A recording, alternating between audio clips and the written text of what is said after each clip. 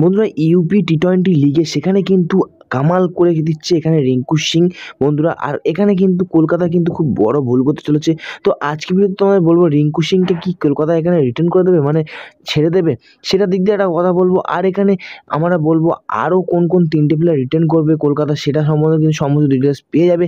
আর একটা কথা বলি, রিঙ্কু সিংয়ের এখানে যে ফর্মটা দেখছি সেটা দেখে হয়তো মনে হয় না কলকাতা কি ছেড়ে দেবে কিনা, কারণ রিঙ্কু সিং এখানে 5টা ম্যাচে 3টে ম্যাচে কিন্তু পরপর হাফ সেঞ্চুরি করেছে। আর এখানে বলিংও করছে, অলরাউন্ডার প্লেয়ারও হয়ে গিয়েছে, মারাত্মক লেভেলের কিন্তু এখানে বল ও ব্যাট দুটোই কিন্তু চালিয়ে দিচ্ছে। আর সেই লেভেলের এখানে দেখে কিন্তু এখানে কিন্তু তাকে ছাড়া উচিত হবে না, নাহলে কিন্তু কলকাতা একটা বিরাট বড় সমস্যা হয়ে যাবে। আজকে ভিডিওতে সব কিছু জানিয়ে দেবো তোমাদের কলকাতার বিষয়ে, কী কী প্লেয়ার রিটার্ন করে দিচ্ছে। আর ভিডিওটা অবশ্যই মন দিয়ে প্রথম থেকে লাস্ট পর্যন্ত দেখতে থাকবে, নাহলে কিন্তু কিছু বুঝতে পারবো না। আর একটা কথা বলি যে ক্রিকেট সংক্রান্ত নিউজ সবার আগে পাওয়ার জন্য সাবস্ক্রাইব করে বেল আইকনটা বাজিয়ে লাইক করে একটু পাশে থাকার চেষ্টা করো বন্ধুরা। এখানে কিন্তু আমাদের রিঙ্কু সিং টি-20 লিগে এখানে ইউপিএ যে খেলাটা হচ্ছে সেখানে কিন্তু 5টা ম্যাচে 3টে ম্যাচ কিন্তু 50-এর উপরে রান করেছে, আর 2টো ম্যাচে কিন্তু 10-এর মধ্যে রান করেছে। আর লাস্ট ম্যাচ যেটা খেলেছিল সেটা কিন্তু 12 বলে 39 রান কিন্তু করে একদম তাক লাগিয়ে দিয়েছে সবাইকে। যে রিঙ্কু সিংয়ের মতো ব্যাটসম্যানকে অবশ্যই কিন্তু কলকাতার ছাড়া উচিত হবে না, রিটার্ন করা উচিত হবে না বন্ধুরা। একটা কথা বলি, রিঙ্কু সিং বাদ দিয়েও এখানে কিন্তু আরও 3টে প্লেয়ার যে রিটার্ন করার কথা চলছে, সেখানে নাম উঠে আসছে রিঙ্কু সিংয়ের, বরুণ চক্রবর্তী, আর এখানে আরেকটা প্লেয়ার হলো যেটা হলো আমাদের খুব মানে জানাশোনা প্লেয়ার, আর সে কিন্তু কলকাতাতে খুব ভালো খেলেছে, সেটা হলো ভেঙ্কটেশ আয়ার। এর আগের সিজনে কিন্তু দুর্দান্ত পারফরমেন্সও করেছিল রিঙ্কু সিংয়ের সাথে সাথে। তো এই 3টে প্লেয়ার কিন্তু রিটার্নের কথা চলছে। এখন একটা কথা বলবো এখানে বন্ধুরা, এখানে কিন্তু এই 3জনের নাম চলে আসছে রিটার্নে।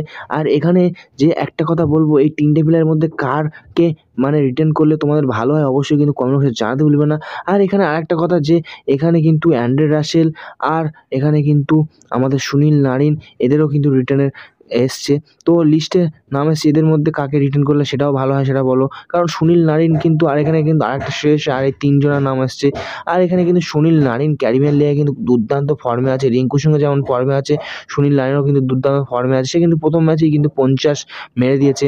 আর সুনীল নারিনকে আমার মনে হয়, সুনীল নারিন বা রিঙ্কু সিং এই দুজনকে কিন্তু আমার মনে হয় রিটার্ন করবে না কলকাতা, কারণ দেখা যাক কলকাতা কাকে রিটার্ন করে। তোমাদের মতে কী মনে হয় অবশ্যই কিন্তু কমেন্ট বক্সে জানাতে ভুলবে না, কারণ তোমাদের মতামতটা কিন্তু আমাকে ভিডিও বানাতে খুব সাহায্য করে। আর একটা কথা বলি, কলকাতা কিন্তু এর আগের বারের টিমটা ছিল সেটা থেকে কোনো প্লেয়ার রিটার্ন না করলেই ভালো, বাট এবারে তো করতে হবে, এরকম একটা রুলস এসেছে। সেই জন্য কিন্তু অবশ্যই কিন্তু কাকে রিটার্ন করবে কাকে রিটার্ন করবে না কিন্তু একটা বিরাট বড় ডিসিশন কিন্তু এখানে টানতে চলেছে কলকাতার টিম। আর আমার মতে এখানে রিটার্ন করার যে নতুন রুলস এসেছে সেটা কিন্তু দুর্দান্ত রুলস, কারণ সব প্লেয়াররা একটু এদিক ওদিক না খেললে ভালো লাগে। আমরা দেখে আসছি অনেকদিন ধরে একই প্লেয়ার কিন্তু একই টিমেই খেলে আসছে, তো সেই জন্য হয়তো এই আমাদের নিয়মটা বার করেছে। আর রিটার্ন করুক আশা করছি। আজকে ভিডিওটা এইটুকুই, দেখা হবে তোমার সাথে নেক্সট ভিডিওতে। ভালো সুস্থ টাটা গাইস, বাই বাই।